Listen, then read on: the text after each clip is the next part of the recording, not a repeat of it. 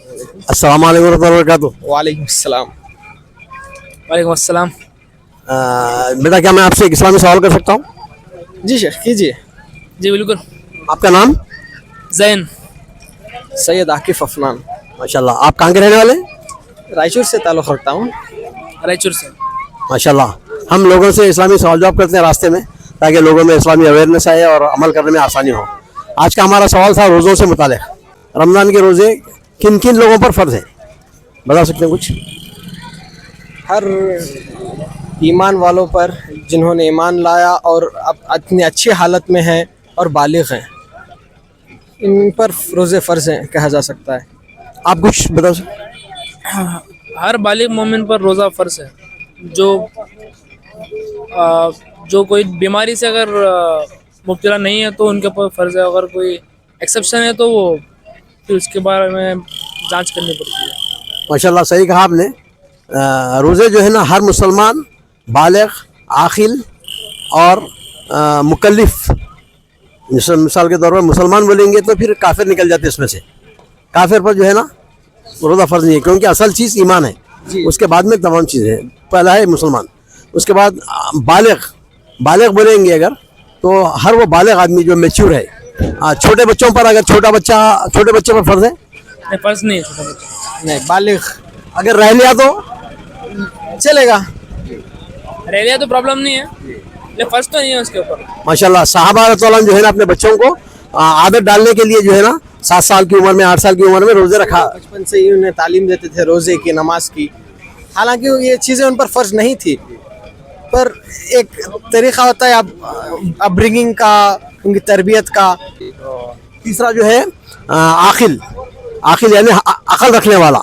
अगर कोई मजनून है, दीवाना है, तो उसके ऊपर नहीं उसके ऊपर तो मजनून इससे निकल जाएगा जी। और मुकल्लिफ़ यानी क़ादिर होना चाहिए। हो क़ादिर यानी मुक़ीम होना चाहिए। हम यहाँ के रहने वाले हैं यहाँ पर। अगर मुसाफिर है तो मुसाफिर पर है जी नहीं, उनके लिए इजाज़त है। तो क्या हमेशा के लिए माफ़ है मुसाफिर के लिए? जी नहीं, क़ज़ा करना पड़ेगा उन्हें, बाद में क़ज़ा करना पड़ेगा। जी। माशाल्लाह। और आजकल जो लोग सख्त मेहनत करते हैं, जैसा कि हेवी काम करने वाले, और ये समझ कर छोड़ रहे हैं कि भाई हम तो इतना सख्त उसमें काम नहीं कर सकते, तो उन लोगों के लिए कुछ बोल सकते हैं आप?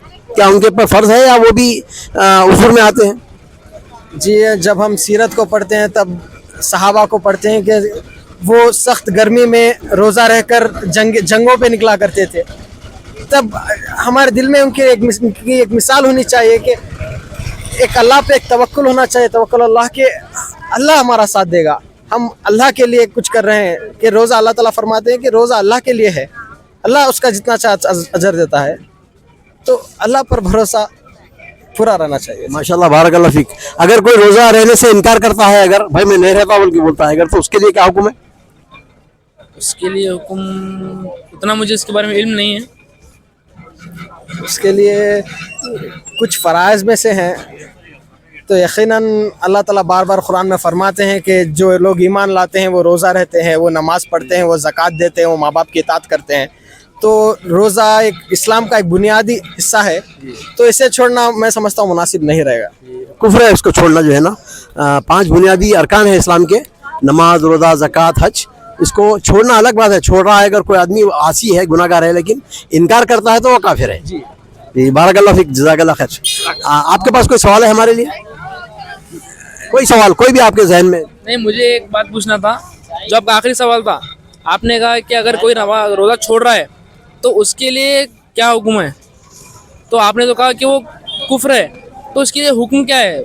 मतलब हमें उसके लिए क्या करना चाहिए? अगर इन्हों बोले रोज़ा नहीं रखना चाह रहे, तो मैं क्या करना है इनके लिए? मेरे ऊपर भी कुछ हुक्म है क्या? नहीं, हमारे लिए तो कोई वो नहीं है, लेकिन जो आदमी उसके लिए खास है वो हुक्म, वो दीन इस्लाम के दायरे से खारिज हो आता है। अगर कोई मेरी फैमिली का मेंबर है, रोज़ा नहीं रहे तुम बोल रहा हो, तो मैं क्या करना?